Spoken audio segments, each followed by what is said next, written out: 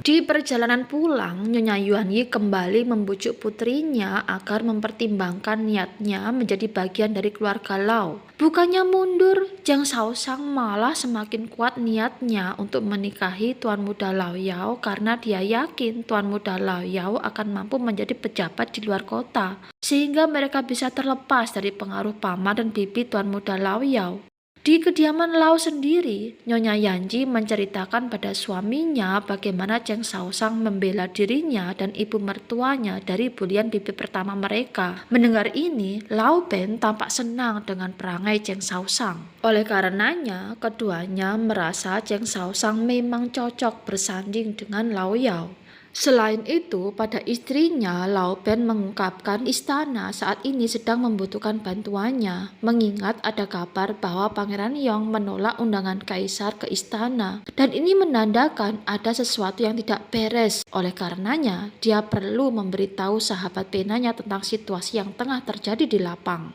Sementara itu, Nyonya Yuanyi menceritakan pada putrinya bahwa akan sulit bagi keluarga Lao Yao menjadi pejabat istana karena pamannya sendirilah yang memang menghalanginya. Mendengar ini, tampaknya Zhang Shaoshang tetap tidak bergeming. Obrolan ibu dan anak ini pun terhenti ketika tiba-tiba kereta terhenti karena mendapat hadangan dari prajurit istana. Ternyata pimpinan dari para prajurit itu adalah Jenderal Ling Puyi. Mengetahui ada kereta keluarga Zhang, tentu saja Jenderal Ling Puyi langsung mendekat dan menyapa keduanya.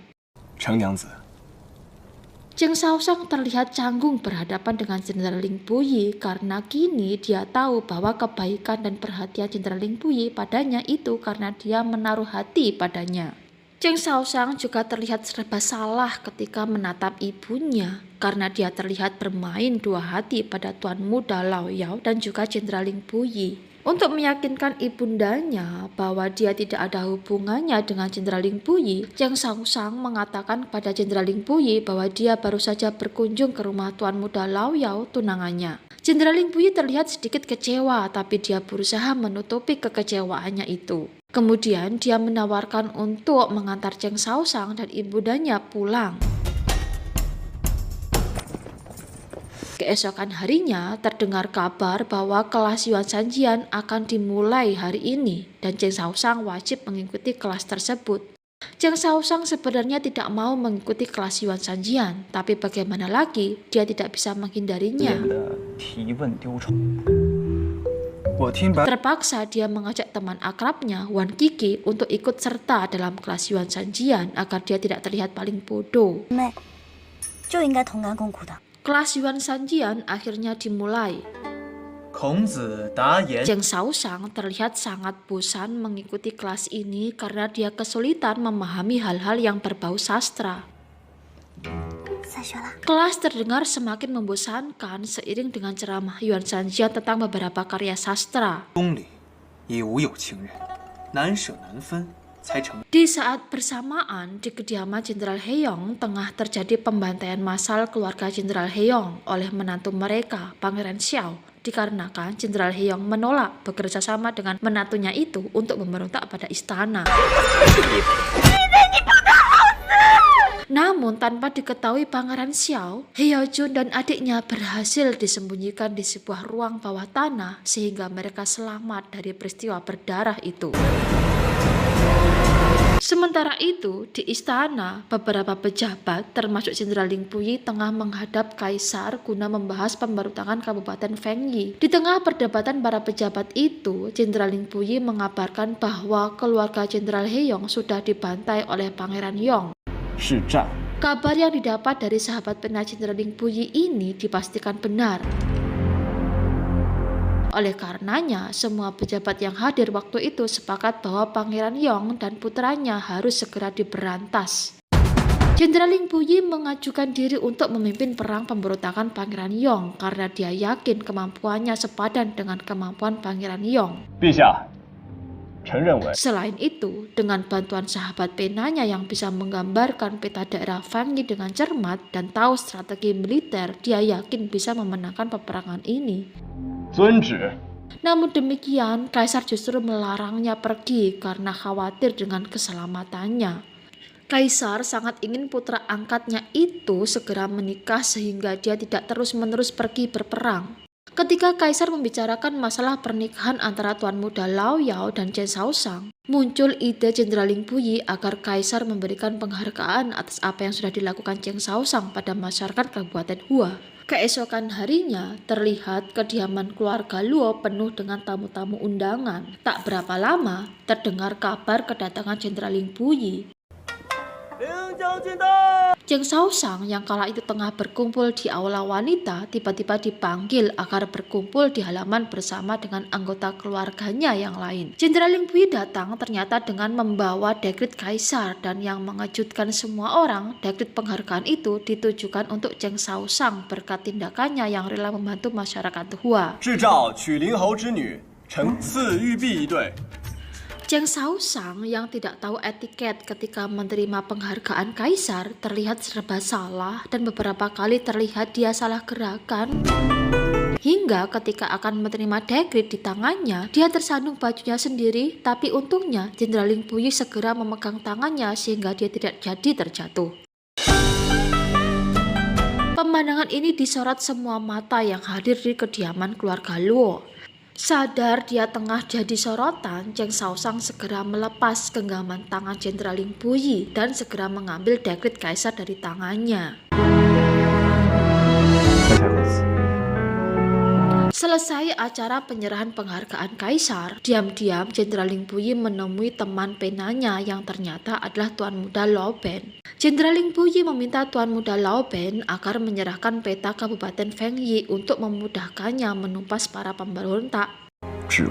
Selain itu, dia juga meminta agar Tuan Muda Lao Ben menjadi penasihat militernya. Tuan Muda Lao Ben berjanji akan menyerahkan peta kota Fengyi malam ini juga. Namun sayang, dia hanya terdiam menanggapi tawaran jabatan dari Jenderal Ling Puyi. Setelah Jenderal Ling Puyi meninggalkan Tuan Muda Lao Ben, pamannya muncul dan memperingatkannya agar menolak jabatan yang ditawarkan padanya. Di tempat lain, Chen Shaoshang yang tengah bersenang-senang dengan kawan-kawannya tiba-tiba dipanggil oleh Fu Teng. Fu Teng menyampaikan 3 pesan dari Jenderal Ling Puyi. Pertama, Jenderal Ling Puyi tidak akan menyakiti Chen Shaoshang. Kedua, dia menghormati hubungannya dengan Tuan Muda Lao Yao. Dan yang ketiga, dia meminta agar Chen Shaoshang menemuinya sekarang juga. Jika dia menolak, Jenderal Ling Puyi yang akan mendatanginya dan akan memutuskan pertunangannya dengan Tuan Muda Lao Yao. Sungguh ancaman yang membuat Chen Shaoshang tidak mempunyai pilihan lain selain memilih menemui Jenderal Ling Puyi di suatu tempat yang sangat asri, di mana di situ hanya terlihat Jenderal Ling Puyi seorang. Chen Shaoshang berjalan menghampirinya. Jenderal Ling Puyi mengungkapkan bahwa kemungkinan ini akan menjadi pertemuan terakhir mereka. Sangat disayangkan, Jenderal Ling Puyi belum pernah mendengarkan permainan suling Chen Shaoshang. Mendengar ini, Chen Shaoshang agak kaget. Dia meminta agar Jenderal Ling Puyi bisa kembali dengan selamat agar dia bisa memainkan seruling untuknya.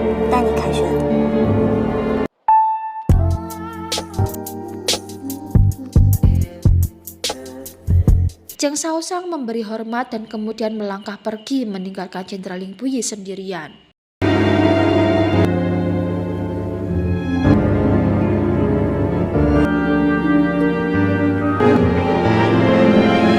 Malam harinya, Jenderal Ling Puyi mendapat kiriman peta daerah Fengyi dari Tuan Muda Lao Ben. Namun sayang, tawarannya untuk menjadikan Tuan Muda Lao Ben penasihat militer ditolaknya. Dari sini, Jenderal Ling Puyi yakin Lao Ben menolak tawarannya karena paksaan dari pamannya sendiri.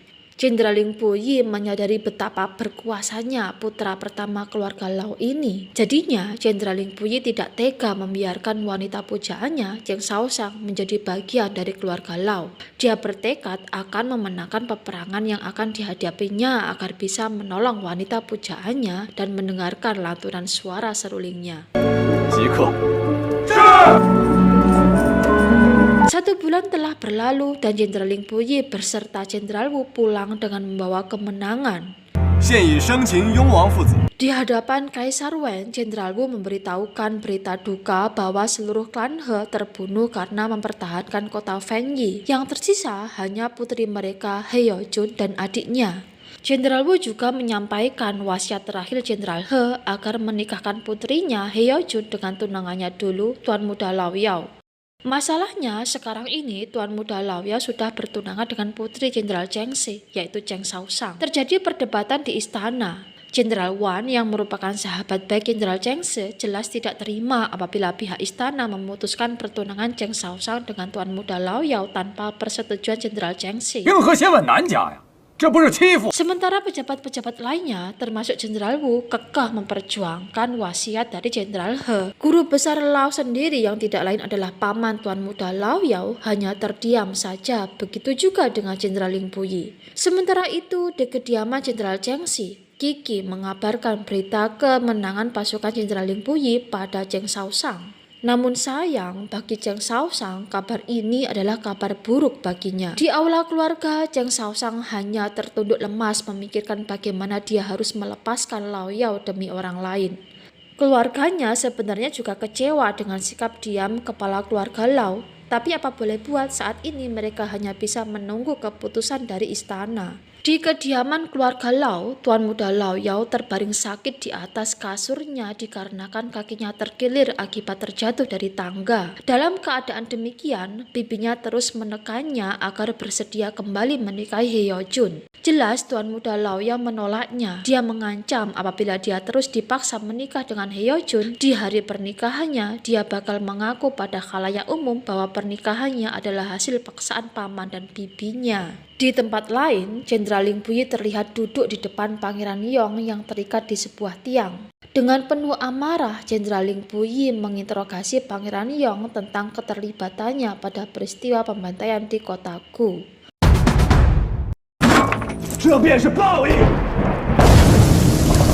Dan benar, orang yang memerintahkan menukar senjata tentara Jenderal Huo kala itu dengan senjata palsu memang Pangeran Yong. Dia berbuat demikian bukan bermaksud untuk memberontak. Dia hanya butuh uang untuk kembali ke kampung halamannya. Dia tidak mau hanya dia yang disalahkan atas jatuhnya kota Gu. Dia menyarankan agar Jenderal Lin Puyi juga menyelidiki kenapa tidak ada bala bantuan yang masuk kota Gu saat itu. Sambil tertawa, Pangeran Yong sangsi bahwa Kaisar bersedia mengusut tuntas masalah ini. Mendengar segala pengakuan Pangeran Yong, Jenderal Lin Puyi tersulut emosi hingga dia menusukkan belatinya ke tubuh Pangeran Yong berkali-kali untuk membalaskan kematian keluarganya.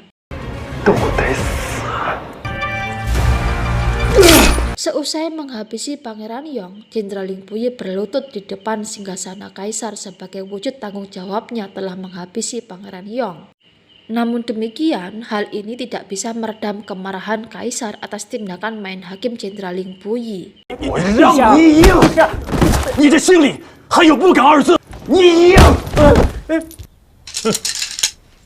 Jenderal Cheng Se dan istrinya merasa tersinggung karena secara sepihak keluarga Lau memutus pertunangan antara Lau Yao dan Cheng Shaoshang. Nyonya Yuan Yi bersama dengan Cheng Shaoshang langsung mendatangi kediaman keluarga Lau. Di sana, nyonya pertama Lau sudah duduk di ruang keluarga bersama dengan putrinya Lau Li. Langsung saja Nyonya Yuan Yi mempertanyakan sopan santun keluarga Lau dalam membatalkan pertunangan. Jelas nyonya pertama Lau tidak mau dipersalahkan. Terjadilah perdebatan antara nyonya pertama Lau dan nyonya Yuan Yi. Kedua pihak terlihat tidak ada yang mau mengalah. Bahkan sempat nyonya Yuan Yi menampar muka nyonya pertama Lau karena saking kesalnya dia terhadap sikapnya. Nyonya Yuan Yi semakin kecewa begitu mendengar jalan keluar yang diusulkan Ibunda Lau Yao, yaitu menikahi Cheng Shaoshang dan Heojun secara bersamaan. Jelas Nyonya Yuan Yi menolak. Dia tegaskan bahwa tidak ada yang namanya selir di lingkungan keluarga Cheng. Cheng Shaoshang dan Tuan Muda Lau Yao masih kekeh tidak mau berpisah. Akhirnya ketika pulang, Yuan Sanjian yang kebetulan berada di situ pada saat keributan terjadi menyuruh Cheng Shaoshang masuk ke keretanya. Di sana dia menjelaskan alasan kenapa Jenderal He mewasiatkan agar putrinya tetap menikah dengan Lau Yao. Jenderal He Yong memiliki prajurit yang banyak dan juga warisan yang banyak. Semua ini hanya bisa dipercayakan pada orang yang berhati jujur yang tidak ada niat memanfaatkan putrinya untuk menjadi kaya. Satu-satunya orang yang dia percaya saya hanyalah Tuan Muda Lao Yao. Mendengar segala penjelasan Yuan Sanjian, bukannya paham, Zhang Shaoshang malah menyuruh Yuan Sanjian menikahi He Youchun, mengingat dia memiliki segala hal yang lebih dari Lao Yao. Jelas Yuan Sanjian jadi tersinggung. Diusirlah Zhang Shaoshang dari keretanya, padahal dia belum sampai rumah.